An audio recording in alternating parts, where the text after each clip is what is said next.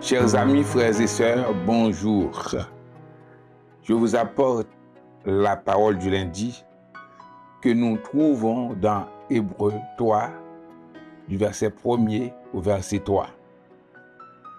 Il est écrit: c'est pourquoi, frères saints, qui avez part à la vocation céleste, considérez l'apôtre et le souverain sacrificateur de la foi que nous professons, Jésus qui a été fidèle à celui qui l'a établi, comme le fut Moïse dans toute sa maison, car il a été jugé digne d'une gloire d'autant supérieure à celle de Moïse que celui qui a construit une maison a plus d'honneur que la maison même.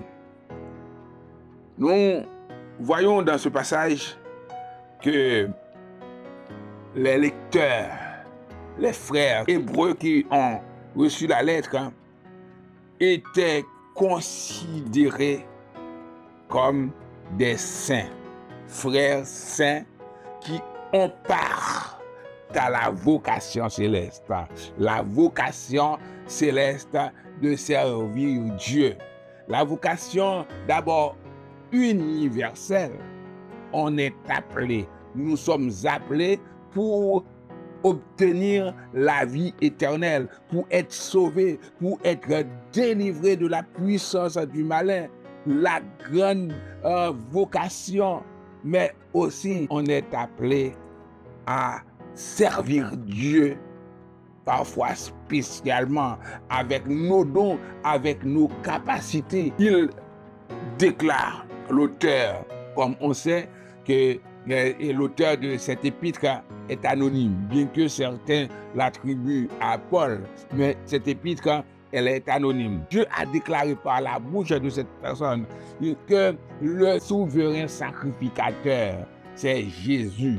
Avant, il y avait Moïse et Aaron, apôtres et sacrificateurs étaient partagés entre les deux. Mais maintenant, en Jésus, qui est, on trouve la plénitude de la fonction de service.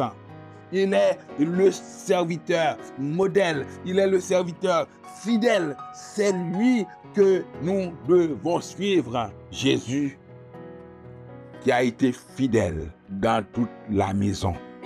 Dans toute la maison de Dieu.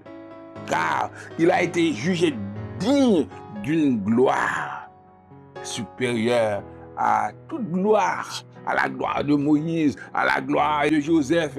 Lui, il est Dieu. Il est fils de Dieu. Il est le Dieu éternel, omniscient, omnipotent et omniprésent. Et il est venu sur terre pour nous montrer le chemin, pour nous conduire sur la route, pour être le modèle de service. Le modèle de service. Il a eu la vocation de venir sur terre pour servir Dieu en mourant pour nous les pécheurs, en mourant pour nous et en nous délivrant de la mort, des griffes du diable.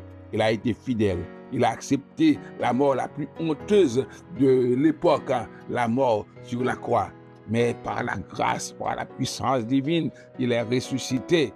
Il est ressuscité et il est monté au ciel.